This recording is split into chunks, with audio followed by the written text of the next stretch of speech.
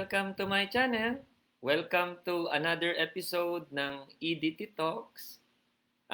Thank you pala sa mga nakapag-subscribe na at sa mga laging nanonood ng ating mga videos. Thank you very much for your support. Sa mga hindi pa nakapag-subscribe, I hope you will subscribe after watching our video. Okay? Meron din tayong FB page. Yan din yung pangalan ng FB page natin, EDT Talks. I hope i-support nyo rin yung ating FB page. Okay? By the way, my topic for today is de minimis benefits. Special request ito ng ating kaibigan from Development Bank of the Philippines. Shout out pala no sa mga kaibigan natin, mga magigiting nating mga manggagawa from Development Bank of the Philippines. So I hope if you watch this video, meron tayong mapupulot na additional knowledge. Okay? So, puntahan natin si de minimis benefits as requested by my friend Jonathan Robinos. Shout out sa iyo, kaibigan. I hope you are always safe, lalo na sa COVID-19. At kasama na ng lahat ng mga magiting nating manggagawa dyan sa Development Bank of the Philippines. Okay? So, my topics for today, aside from de minimis benefits, I will discuss in a separate video naman what are fringe benefits. And i-compare naman natin yon sa other benefits in relation to the 90,000 exempt benefits natin. Aside from that, I will be sharing also another video pertaining to the computation ng fringe benefit tax, including the applicable or appropriate correct journal entries. Okay? In relation to granting fringe benefits. I will also share to you in another video yung mga exempt fringe benefits. Okay? So yun yung ating mga isi-share for today. There are still other videos which will be shared tomorrow. Okay? Sige. So proceed tayo sa ating de minimis benefits. So what are de minimis benefits? So, de minimis benefits, as you can see in your screen, pertain to facilities and privileges of relatively small value. Okay? Of relatively small value. At syempre, ang nag-provide niyan ay employer. Syempre, para yan sa ating mga empleyado. This is regardless of whether the employer is a private entity or government entity kagaya ng Development Bank of the Philippines, okay? Or GOCC, okay?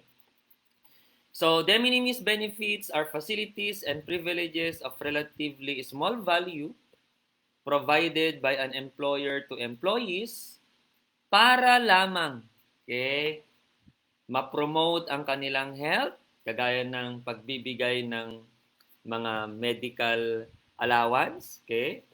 Good health, goodwill, contentment, or efficiency. Kasi diba normally when we receive something from our employer, aside from our basic salary, okay, aside from yung mga basic bonuses na natatanggap mo, syempre kahit sino matutuwa, di ba? And normally pag ganun, nafe-feel natin yung care ng ating employer. At dahil doon, kung minsan, mas motivated pa tayong pag-igihin ang ating mga trabaho. Okay? So, yun yung pinaka-basic objective ng pagpro-provide ng de minimis. And the amount of these benefits are relatively small in value. However, as to the benefits that we receive na small, relatively small yung value, ay hindi automatically considered de minimis yun. So, dapat para ma-consider pa rin de minimis, dapat kasama siya sa listahan na i-enumerate natin at i-discuss in this particular video. Okay? So, if the benefit that we will receive falls under de minimis benefits, at nasa listahan nga yan ng de minimis benefits, then these benefits are exempt from tax. Withholding tax on compensation, ibig sabihin, hindi isasama sa kukomputan ng withholding tax sa sahod mo. And these are not also subject to fringe benefit tax even if you are a managerial or supervisory employee. So, de minimis benefits are provided regardless of the rank of the employee. It may be provided to rank and file. It may also be provided to supervisory managerial employees. And it may be provided by a private entity or a government entity, including government-owned and controlled corporations. Okay? Sige. So, ano-ano itong mga de minimis benefits na to? So, under RR 2-98, as amended, as you can see, yan yung mga naging amendments natin. It was amended under RR 10-2008, RR 5-2011, RR 8-2012, saka yung RR 1-2015, saka syempre, okay, yung ating train law. Okay? However, sa train law, naka-incorporate na dito yung mga amount. So that is under RR 8-2018 naman. Hindi ko pala nailagay dito. So RR 8-2018. Okay, so puntahan natin. Number 1. Actually sa ating tax code or revenue regulations, magkasama actually ito, pinaghiwalay ko lang para hindi masyadong malito. So number 1, sa listahan ng de minimis benefits, okay, that is monetize unused vacation leave. Siyempre, dalawang klase ang vacation, ang leave natin, leave credit. We have vacation leave and sick leave. But dito sa number 1, ang pinag-uusapan lang natin ay vacation leave at dapat yan ay hindi nagamit at na-monetize. Okay? Kasi halimbawa, today is Tuesday. Absent ako today, kunwari, or absent ka sa work mo. Nag-file ka ng VL, vacation leave. Entitled ka naman sa vacation leave under company policy nyo. Kahit absent ka today, nag-file ka naman ng vacation leave mo at meron ka pang natirang vacation leave, hindi ka kinaltasan today. Hindi yan kasama dito kasi ang pinag-usapan natin ay vacation leave na unused. Okay? So, halimbawa, ang vacation leave nyo, private entity ka, kayo or employer mo, ang vacation leave nyo kunwari ay 15 days. Nagamit mo na yung 10 days. So, may natira pang 5 days. So, after ng taxable year, hindi mo nagamit yung 5 days na yon. Tanong, na-monetize ba yon? Kinonvert ba yon sa peso? Okay? Or sa pera? At ikaw ba ay nasa private firm? Kasi kung private firm, ito yung number 1. So, de minimis yan provided yung total amount or yung total number of days na unused ay 10 days. Okay? So, in my example, 15 days per policy, 10 days na yung nagamit, ang unused ay 5 days, tapos na-monetize, kinonvert sa pera.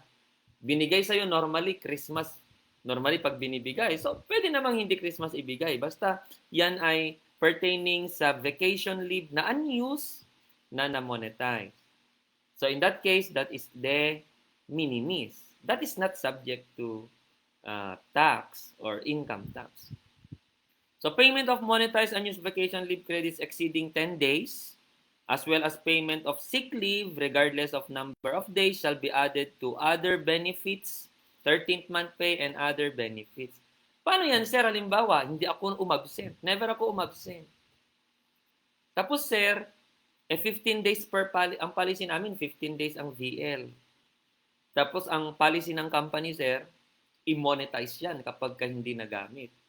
At the end of the year, sir, kinonvert sa pera, 15 days. Yung 10 days, exempt. Yung 5 days, hindi agad taxable yon. Yung 5 days na yon, i-add natin yon sa 13th month pay mo and other benefits. Kung ang total pa rin, kahit dinagdag mo yan, okay, pag dinagdag mo yung sobra ng 10 days mo, dinagdag mo sa 13th month pay and other benefits, hindi naman yun lumagpas ng 90,000, exempt pa rin sa tax. E paano sir kung nung dinagdag namin, lumagpas tuloy sa 90,000? Yung excess. Taxable na yon. Considered sahod na yon. Subject to basic tax yon. Regardless of the rank of the employee. Okay? Next. Sir, kasi maliban sa vacation leave, may sick leave kami. Pag sick leave, hindi yan de minimis. Pag sick leave at ikaw ay empleyado ng private entity. Kasi pag ikaw ay empleyado ng private entity, ang de minimis lang dyan ay vacation leave not more than 10 days. So pag sick leave yan, regardless of the number of days na monetize, ang mangyayari niyan, idadagdag mo yan kaagad sa other benefits, 13th month pay and other benefits. Pwede pa rin ma-exempt kung hindi lalagpas ng 90,000. Pero it will not be called de minimis. Liwanagin ko para yon sa private employee or para yon sa mga empleyado under private entities. Okay, next. Paano naman sir kami yung mga taga-Development Bank of the Philippines? Maswerte ang mga nasa gobyerno or GOCCs. Kasi pagdating sa leave credits, de minimis yan, vacation leave man or sick leave. At walang limit as to number of days. Okay? Ito yung number 2. Para to sa mga government, employees, and officials. As you can see, nakalagay monetized value ng unused vacation and sick leave credit. At walang nakalagay kung ilang araw. So medyo madaya, no? So pagdating sa government employees, lahat ng leave credits na na-monetize, na unused, unused. De minimis yan. Okay? Sir, 15 days per policy. Balik ako, sir, dito sa number 1. O kaya, number 2. Pareho lang, 1 or 2. Meron akong mga unused, sir. Unused leave credits. So, dito sa number 1, since ang papasok lang sa de minimis ay vacation leave, halimbawa, sir, nasa private entity ako. Yung unang example mo kanina, sir, may unused na 5 days. Kaso, sir, hindi naman na-monetize. Hindi yun papasok sa de minimis. Sa kaunang-una, wala ka namang naging benefit na additional doon kasi hindi naman na-monetize. Kaya dapat, kung ikaw ay empleyado, nasa government entity ka man or private entity, ang una mong alamin, maliban sa kung ilan ang number of days na leave credit nyo for vacation and sick leave, alamin nyo din kung namo-monetize ba yan pag hindi nagamit. Kasi kung hindi yan namo-monetize, tandaan nyo, walang batas na nagre-require na ang vacation leave at sick leave ay dapat i-monetize ng employer. Wala tayong ganong batas. Kaya once minonetize yan ng employer, magpasalamat ka sa employer. Yun nga lang, sir, hindi naman pala minomonetize ang unused leave credits namin. Di kung ganun, umabsent ka. Mag-VL ka, mag-sick leave ka. Aanhin mo yun kung hindi naman namo-monetize, di ba? Try mo yung best mo na wag umabsent kung yan ay namo-monetize. Okay? Okay, I hope maliwanag, no, yung dalawang unang nasa listahan ng ating de minimis benefits. Okay, next. Number 3, medical cash allowance para ito sa dependents of the employees. Okay? Not exceeding 1.5 per semester. So, ibig sabihin, 3,000 in a year. Kasi natural, ang semester, if silent, yan yung dalawa lang naman ang semesters natin in a year. Okay? And or 250 pesos a month. So, this is not pertaining to medical cash allowance ng mga empleyado, ha? This is pertaining to medical cash allowance na para sa mga dependents ni employee. Okay? So, again, 3,000 a year. Sir, lagpas kami 3,000 a year. Dito sa DBP, sir, 10,000 a year. Oh, swerte nyo. So kung ganon, yung 3,000, exempt. Yung remaining 7,000, hindi naman agad taxable. Idagdag mo yan sa 13th month pay mo and other benefits. Pag dinagdag mo, at hindi pa rin lagpas sa 90, exempt lahat yon.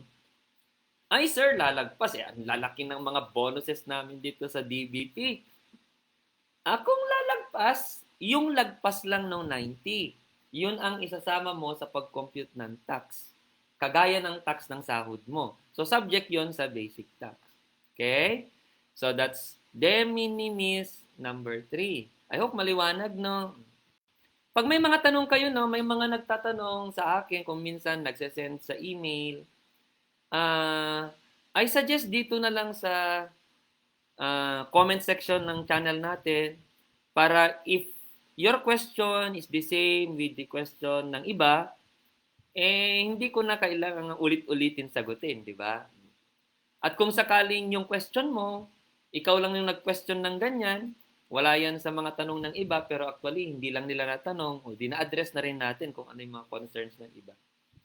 Okay, next, rice subsidy of not more than 2,000 per month or 1 sack of rice na not more than 50 kilogram. Or ito so pwedeng pera, pwedeng mismong bigas.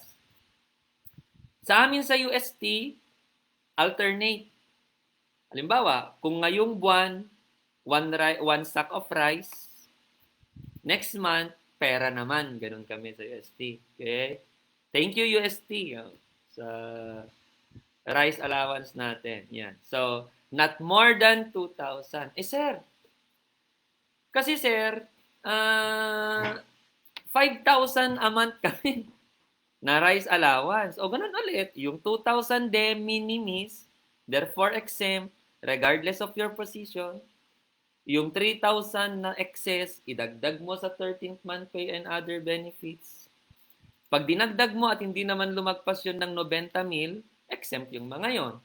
Pag lumagpas, yung lagpas lang, yung excess. Yung excess, isasama mo sa parang computation mo ng basic salary. Okay? So, pareho ang tax nun sa basic salary. Okay, next, number 5, uniforms given to employees by the employer not exceeding 6,000 per annum. Yan. Okay? So, ako sa EDT Consultancy, nagbibigay ako ng uniform allowance din. Okay? Pero hindi ganun kalaki. Nasa 50,000 yata. Joke lang. Okay? Uniforms given to employees by the employer not exceeding 6,000 per annum. Depende kung kailan nyo ibibigay yan. So, sa akin, ang ginagawa ko, yung isa, basta twice a year ko lang binibigay yan. Okay? So, kung sa DBP, ganun din. So, hindi naman kailangang dapat monthly, okay, or quarterly. Basta ang total niyan in a year should not be more than 6,000. Okay, next. Number 6, actual medical assistance. So, ito yung para sa empleyado. Kanina, yung sa number 3, ito yung para sa mga dependents ni empleyado. Okay? Dependents yan ni empleyado. Pero, yung nasa listahan number 6, ito yung para mismo sa empleyado. So, actual medical assistance given not exceeding 10,000 per annum, such as medical allowance to cover medical and healthcare needs, annual medical executive check-up, maternity assistance, and routine consultations. Okay? Sa UST, allowed yata kaming bumili ng mga vitamins, tapos i-reimburse. Yan. So, parte yon ng medical assistance. So, again, yung 10,000, kung hindi humigit ng 10,000, edi the entire amount is de minimis. Kung eksaktong 10,000, edi yung entire amount ay de minimis. Lagpas 10,000, o di yung unang 10,000 ay de minimis, tapos yung excess ilalagay sa 13th month pay and other benefits. Pag hindi lumagpas ng 90,000 ang total nun, exempt. Pag lumagpas, yung excess lang, yun ang taxable. Basic tax ang tax niya. Hindi fringe benefit tax kahit pa ikaw ay managerial supervisory employee. Okay?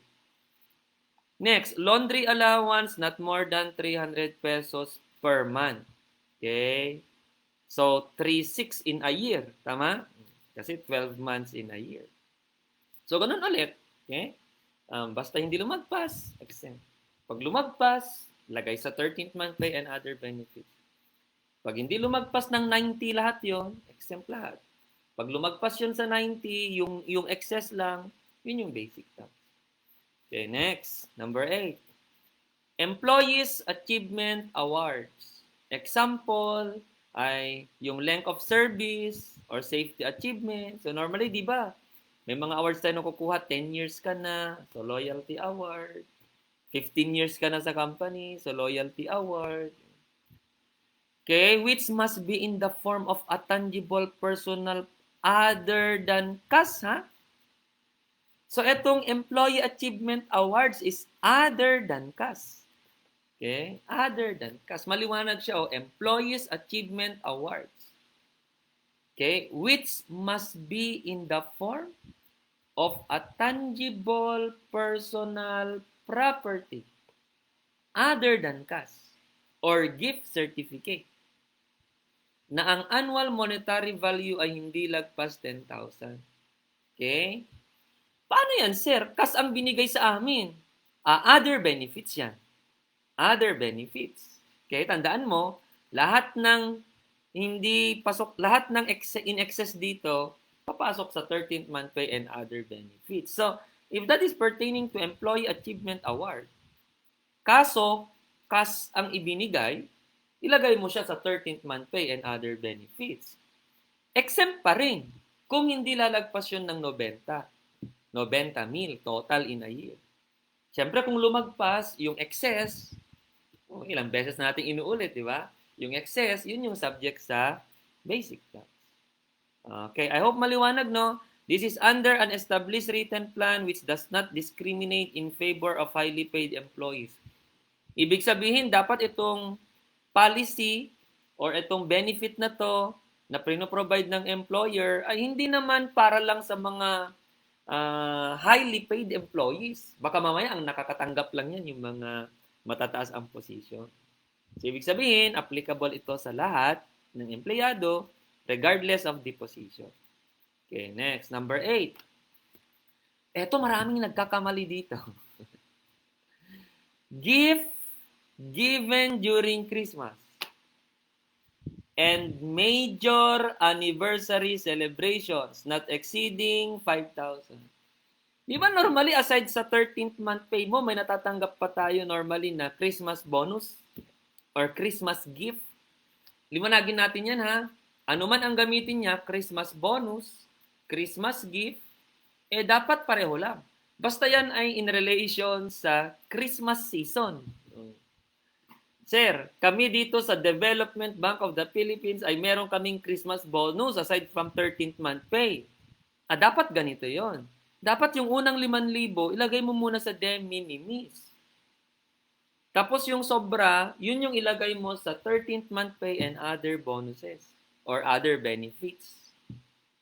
Sir, ano ba talaga, paano kung ang binanggit ay Christmas bonus, hindi naman Christmas gift?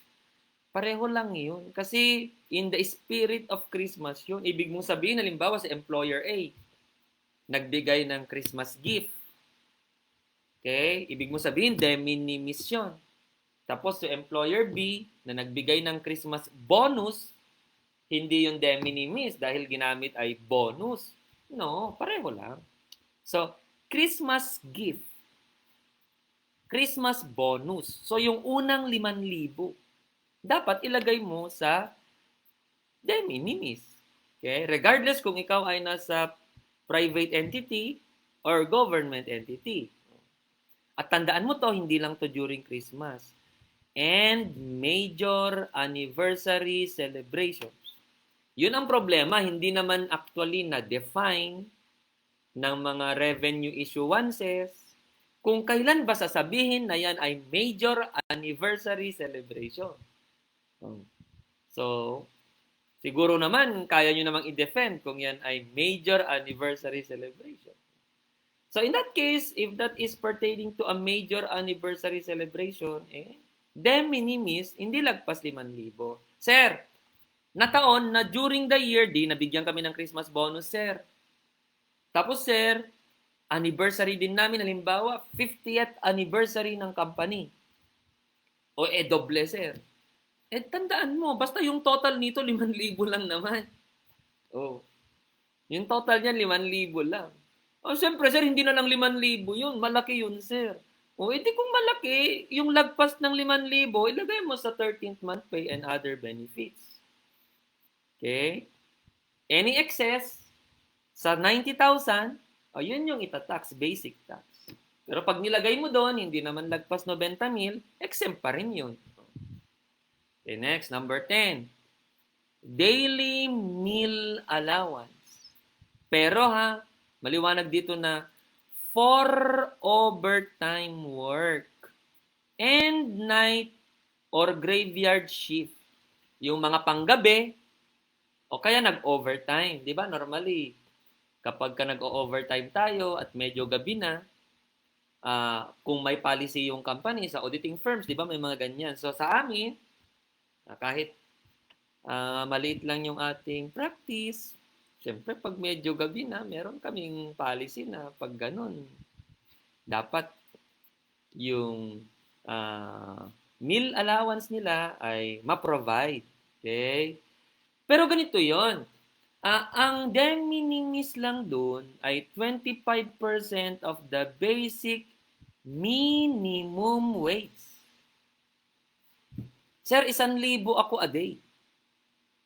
So, per policy, pag umabot kami halimbawa ng alas 8 ng gabi, meron kaming meal allowance sir na na 200 piso. 200 piso. 1,000 a day ako, sir. Per policy, ang aming meal allowance pag nag-o-overtime, o kaya yung mga pang-night, yung mga pang-graveyard shift, may 200 piso na meal allowance. Is that exempt? Yung exempt doon ay hindi yung 200. Yung exempt ay 25% ng basic minimum wage. So alamin mo magkano minimum wage. So kunwari, ang minimum wage dito sa Pilipinas, dito sa area nyo, okay, kasi depende naman kung saang area yan, di ba? Iba-iba ng minimum wage. So halimbawa lang, para mabilis mag-compute, 400 pesos. Kung ang minimum wage sa inyo ay 400 pesos, ang de minimis doon ay 25% ng 400. So 100 pesos lang. Paano sir yung sobrang 100? Kasi 200 nga per policy ang aming meal allowance pag nag-o-overtime o pang graveyard shift ka. Pag ganun, yung excess na 100, idadagdag mo yon sa 13th month pay and other benefits. Pag hindi lagpas yon ng 90,000, pag inad mo lahat yung mga meal allowance mo na yan in a year, exempt pa rin yon. Pag lumagpas, yung excess, again, is taxable, basic tax. Okay? Sir, meron kaming meal allowance talaga everyday. Ingatan mo yan, kung everyday na meal allowance, regularly receive yan. Regularly receive, fixed in amount, sahod yun in substance. I-discuss ko yun later sa gross income. Allowances received regularly, fixed in amount, are in substance, sahod. Dahil sahod yun, basic tax yun. Okay? Sir, hindi naman namin regularly nare-receive, pero meron kaming meal allowance not due to overtime work or hindi dahil kami ay pang-graveyard shift. Pag ganun, hindi yun de minimis. So ito yun, the grant of meal allowance na hindi naman pang-overtime work or night shift or graveyard shift should be subject to income tax. However, meal allowance and lodging furnished by the employer to the employees are exempt from tax if furnished for the advantage or convenience of the employer. Okay? O syempre, i-discuss ko yan sa tax-exempt fringe benefits na kung yung natanggap mo na fringe benefit ay actually for the convenience ng employer, dapat hindi taxable yon sa empleyado kasi for the convenience of the employer. Meron bang ganun, sir, na meal allowance tapos for the convenience of the employer? Oo naman. So, halimbawa, yung ano nyo, yung workplace nyo malayo sa kabihasnan. Na kung kayo ay hahayaan pang umalis ng lunchtime, kunwari, mapapalayo kayo. Baka bumalik kayo niyan, 3:00 na. Tapos mahirapan pang sumakay papunta, pabalik. So, ang ginawa na lang ng company, sila na lang nagpro-provide sa inyo ng meals nyo. Ayun, for the convenience of the employer yon. Pag ganon, hindi iyon taxable. Basta yung benefit ay for the convenience ng employer, that is not a taxable benefit. Okay? Considered lang yun na operating expense ni employer. Parang ordinary and necessary business expense ni employer yun pag ganon. I will discuss that again in a separate video, tax-exempt fringe benefits. Bakit, sir? Ang de minimis ba ay fringe benefit? Oo naman. Okay? Ang de minimis ay fringe benefit. Kaya, sa separate video na i-discuss ko later, kung ano-ano yung mga tax-exempt fringe benefit, kasama ang de minimis. Okay? Next. Last item na tayo ng de minimis benefits. Benefits received by an employee by virtue of a CBA, Collective Bargaining Agreement. Tinatawag din itong kung minsang Collective Negotiation Agreement. Okay. So, benefits received by an employee by virtue of a CBA and productivity incentive schemes, provided that the total annual monetary value received from the two above ay hindi naman lagpas 10,000. Okay.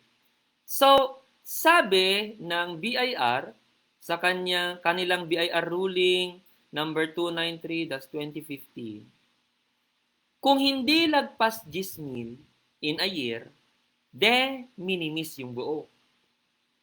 Pero kung lagpas 10,000 in a year, buong yan ay hindi de minimis. Ilagay mo agad sa 13th month pay and other benefits. Kaya mamaya, sa isa separate video na wherein I will compare fringe benefit and other benefits, kasama yan doon. Kapag ka more than 10,000. Pag more than 10,000, yung buong halimbawa 20,000 ang benefits received under CBA, okay, other than the 10 that we discussed. Okay? Pag ganon, yung 20,000, yung buong 20,000, itagdag mo lahat yun sa 13th month pay and other benefits. Sir, 8,000 lang sa amin. Lahat yan de minimis. Sir, 10,000 lang lahat. Lahat yan de minimis. Okay? So, pag not more than 10, considered as de minimis.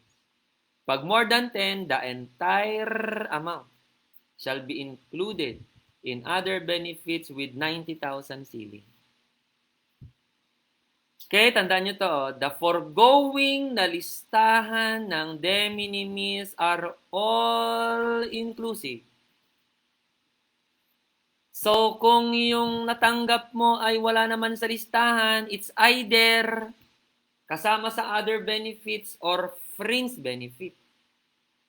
Nalito kami dun, sir. Kailan ba kasi other, kailan fringe benefit? You watch my other video. I will cover that in a separate video. Yun yung isusunod natin sa video na to. Okay? So again, all-inclusive yung list. Yan na lahat yung de minimis. Unless, of course, ma-revise ulit. Okay? As of now, as of today, yan ay all-inclusive. Yan na lahat yun. So, hindi komo nakatanggap kayo ng benepisyo na hindi naman ganun kalaki ang halaga, de minimis na. Dapat nasa listahan yun. Okay? So, that's it for this particular video. I hope kahit papano naliwanagan kayo as to what are de minimis benefits na exempt under the law. So again, thank you very much for watching. Thank you for supporting us. I hope mag-subscribe kayo in case di pa kayo